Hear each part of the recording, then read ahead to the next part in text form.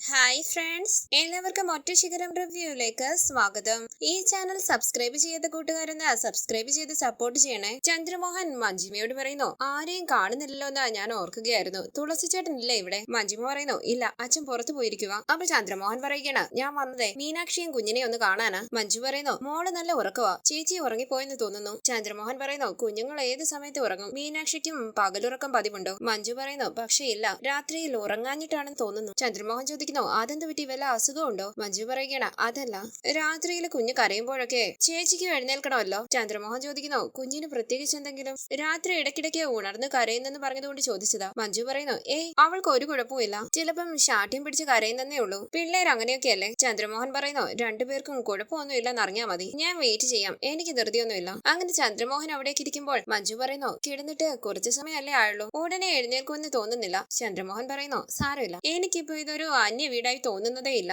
എന്തായാലും അവരെ വിളിച്ച് ശല്യപ്പെടുത്തണ്ട. ഈ സമയം കുഞ്ഞിനെയും എടുത്തുകൊണ്ട് അവിടേക്ക് വരികയാണ് മീനാക്ഷി. കരഞ്ഞു തളർന്ന മീനാക്ഷിയെ കണ്ട് ഞെട്ടി അവിടെ എഴുന്നേറ്റ് ചന്ദ്രമോഹൻ ചോദിക്കുന്നു, മീനാക്ഷി, എന്തു പറ്റി, സുഖമില്ലേ?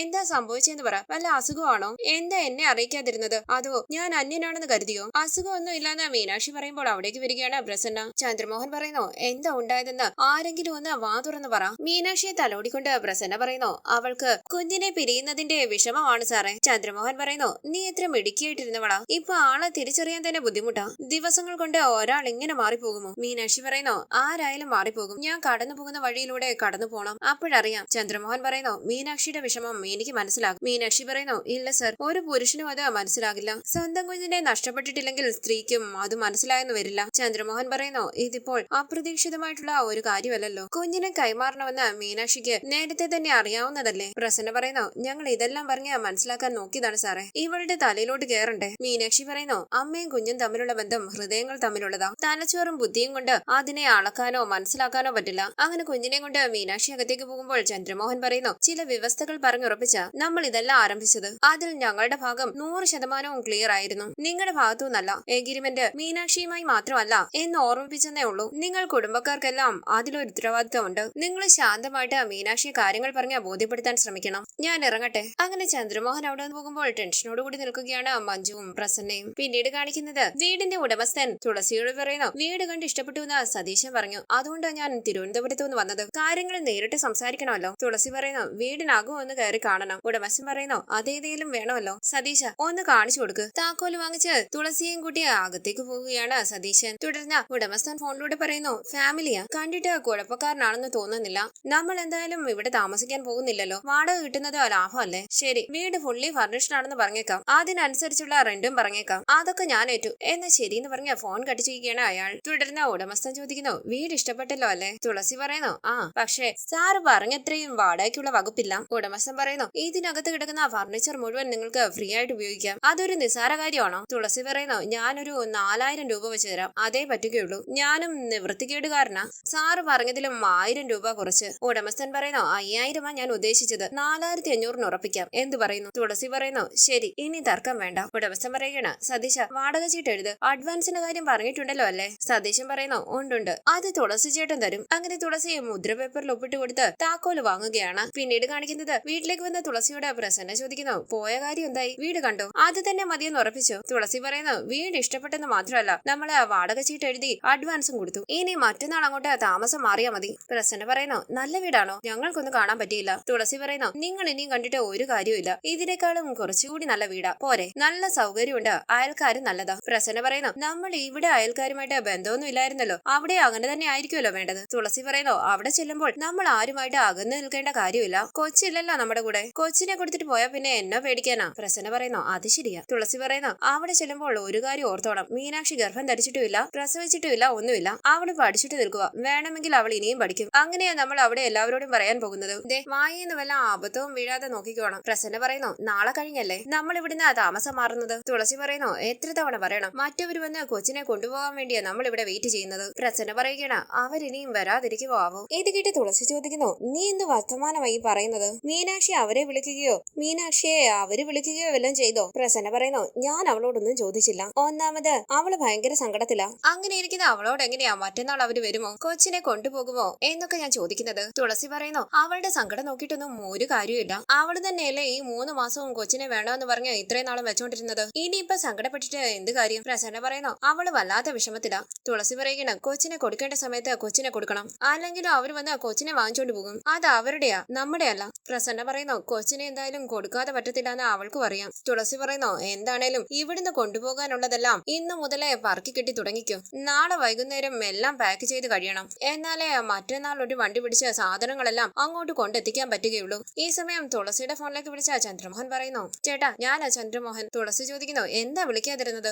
ഞങ്ങൾ ഇവിടുന്ന് താമസം മാറ്റാനുള്ള എല്ലാ ഏർപ്പാടുകളും ചെയ്തു കഴിഞ്ഞു. ചന്ദ്രമോഹൻ ചോദിക്കുന്നു ആണോ? നല്ല കാര്യം. ഞങ്ങൾ കുഞ്ഞിനെ കൊണ്ടുപോകാനായിട്ട് ഞായറാഴ്ച വരും. ആ വിവരം പറയാനായിട്ടാ വിളിച്ചത്. തുളസി ചോദിക്കുന്നു ഞായറാഴ്ചയോ? മറ്റന്നാളല്ലേ നിങ്ങൾ വരാമെന്ന് പറഞ്ഞത്? ശനിയാഴ്ച. അന്നല്ലേ 90 തികയുന്നത്? 3 മാസം എന്ന് പറഞ്ഞിട്ട് ഇപ്പൊ കാല് മാറുന്നു. ചന്ദ്രമോഹൻ ചോദിക്കുന്നു 90 തികയുന്നതിന്റെ അന്ന് തന്നെ കൊണ്ടുപോകണമെന്ന് ഇത്ര നിർബന്ധമാണോ? അങ്ങനെ നോക്കിയാൽ 3 മാസം എന്ന് പറയുമ്പോൾ ചില മാസങ്ങളിൽ 31 ദിവസം ഉണ്ട്.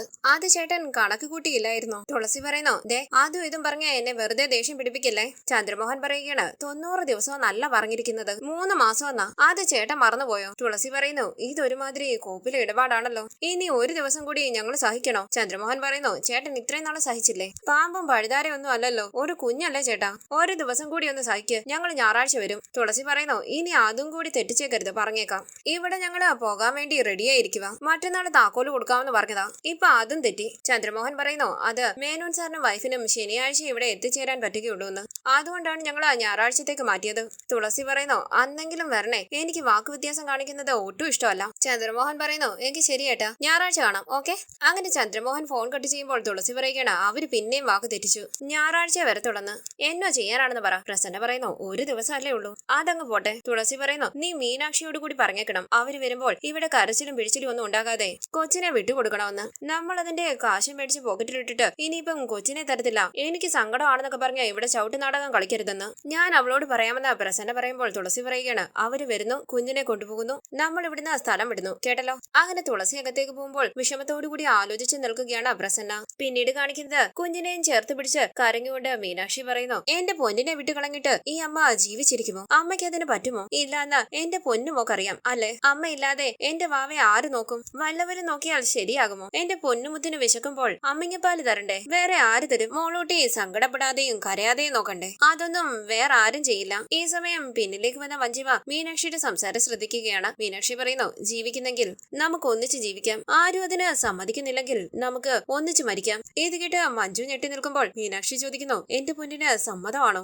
ചേച്ചി എന്ന് വിളിച്ച മഞ്ജിമ അരികിലേക്ക് വരുമ്പോൾ മീനാക്ഷി പറയുകയാണ് പോയ്ക്കോ, നിങ്ങളൊക്കെ എവിടെയെങ്കിലും പോയി ജീവിക്ക്, ഞാനും എന്റെ മോളും കൂടി. മഞ്ജിമ ചോദിക്കുന്നു ചേച്ചി എന്തോ ഭ്രാന്തൊക്കെ ഈ പറയുന്നത്? മീനാക്ഷി പറയുകയാണ് നിങ്ങൾക്കൊക്കെയാ ഭ്രാന്ത്, അല്ലെങ്കിൽ എന്നെ എന്റെ കുഞ്ഞിനെയും വേർപെടുത്താൻ നോക്കുമോ? ഒറ്റ ജീവനല്ലേ ഞങ്ങള്, മുറിച്ചു മാറ്റിയ പിന്നെ ആ പ്രാണൻ നിലനിൽക്കുമോ? ഇല്ല. അതെന്താ നിങ്ങൾക്കാർക്കും മനസ്സിലാകാത്തത്? തോളിൽ കൈവച്ച മഞ്ജു പറയുന്നു ചേച്ചി ഇവിടെ നോക്ക്, എന്തൊക്കെയായി ആലോചിക്കുകയും പറയുകയും ചെയ്യുന്നത്? ചേച്ചി ഏത് ലോകത്തിലാ? മനുഷ്യനെ പേടിപ്പിച്ച് കളയുമല്ലോ. കുഞ്ഞിനെയും ചേർത്ത് പിടിച്ച് പൊട്ടിക്കരഞ്ഞുകൊണ്ട് അവിടേക്ക് ഇരിക്കുകയാണ് മീനാക്ഷി. മഞ്ജു പറയുന്നു ചേച്ചി കിടന്ന് ഉറങ്ങാൻ നോക്ക്, ഈ കൊച്ചു ഒന്ന് ഉറങ്ങട്ടെ, അതിനെ ഉറങ്ങാനെങ്കിലും സമ്മതിക്ക്. കുഞ്ഞിന്റെ നെറുകയിൽ ചുംബിച്ച് പൊട്ടിക്കരയുകയാണ് മീനാക്ഷി. തുടർന്ന് പാത്രങ്ങളെല്ലാം എടുത്തു വെക്കുകയാണ് മഞ്ജുവും പ്രസന്നയും. അമ്മ ചേച്ചിയെ കണ്ടുവന്ന മഞ്ജു ചോദിക്കുമ്പോൾ പ്രസന്ന പറയുകയാണ് അവള് കൊച്ചിനെയും മടിയിൽ വെച്ച് മുറിയിൽ ഇരിപ്പുണ്ട്, ഇന്നേ ദിവസം തുള്ളി വെള്ളം പോലും കുടിച്ചിട്ടില്ല. മഞ്ജു പറയുന്നു ഞാൻ പറയാവുന്നത് പോലെ പറഞ്ഞു നോക്കിയതാ, മുറിയിന്ന് പുറത്തിറങ്ങില്ല, കുഞ്ഞിനെ താഴെ വെക്കുകയില്ല. പ്രസന്ന പറയുന്നു കൊച്ചിനെ കൊടുക്കാൻ കുറച്ച് വിഷമമൊക്കെ കാണും, ഒന്നുമില്ലേലും പെറ്റ തള്ളയല്ലേ, അതൊക്കെ കുറച്ച് കഴിയുമ്പോഴങ്ങ് മാറും. എന്തായാലും നാളെ അവർക്ക് കുഞ്ഞിനെ കൊടുക്കാതിരിക്കാൻ പറ്റും. മഞ്ജു പറയുന്നു അങ്ങനെ നിസ്സാരമായിട്ട് പറയണ്ട അമ്മേ, ചേച്ചിയുടെ മനസ്സിലിരിപ്പ് എന്താണെന്ന് എനിക്ക് ഒരു പിടിയും കിട്ടുന്നില്ല. പ്രസന്ന പറയുന്നു കൊച്ചുങ്ങൾ മരിച്ചുപോയാൽ അമ്മമാര് സഹിക്കുന്നില്ലേടി, അതോ അവരും അങ്ങ് കൂടെ ചാകുമോ? ഇത് കേട്ട് മഞ്ജുവിന്റെ കയ്യിലിരിക്കുന്ന പാത്രം താഴേക്ക് വീണ് ഉടയുകയാണ്. ഇത് കണ്ട് പ്രസന്ന ചോദിക്കുന്നു എവിടെ നോക്കിയാ നീ ഓരോന്ന് ചെയ്യുന്നത്? മഞ്ജു പറയുന്നു ചേച്ചിയുടെ കാര്യത്തില് അതുപോലും നമ്മൾ പേടിക്കണം അമ്മേ, ചില സമയത്തെ സംസാരവും രീതിയും ഒക്കെ അങ്ങനെയാ. ഇത് കേട്ട് ഭയത്തോടുകൂടി റൂമിലിരിക്കുന്ന മീനാക്ഷിയും കുഞ്ഞിനെയും ഒന്ന് നോക്കിയിട്ട് പ്രസന്ന പറയുന്നു നീ വേണ്ടാത്തതൊന്നും പറയണ്ട, ഒരു കുഴപ്പവും ഉണ്ടാകില്ല. മഞ്ജു പറയുന്നു എന്നാലും ഇടയ്ക്കെല്ലാം അമ്മയുടെ നോട്ടം വേണം, ഞാനും ശ്രദ്ധിച്ചേക്കാം, രാത്രിയിൽ എപ്പോഴും നമ്മുടെ ഒരു കരുതൽ വേണം. ഇത് കേട്ട് മൂളി പ്രസന്ന അവിടെ നിന്ന് പോവുകയാണ്. അതിനുശേഷം കാണിക്കുന്നത് കുഞ്ഞു തൊട്ടിലിൽ കിടന്നുറങ്ങുകയാണ്. വിഷമത്തോടുകൂടി ആലോചിച്ചുകൊണ്ട് ബെഡിൽ ഇരിക്കുകയാണ് മീനാക്ഷി. റൂമിന്റെ അരികിലേക്ക് വന്ന പ്രസന്ന വിഷമത്തോടുകൂടി മീനാക്ഷിയെയും കുഞ്ഞിനെയും നോക്കുന്നു. പ്രസന്ന വന്നതും പോയതും ഒന്നും മീനാക്ഷി അറിയുന്നില്ല. അങ്ങനെ ഇന്നത്തെ എപ്പിസോഡ് അവസാനിച്ചു. Thank you for watching. Please subscribe, like, share my channel.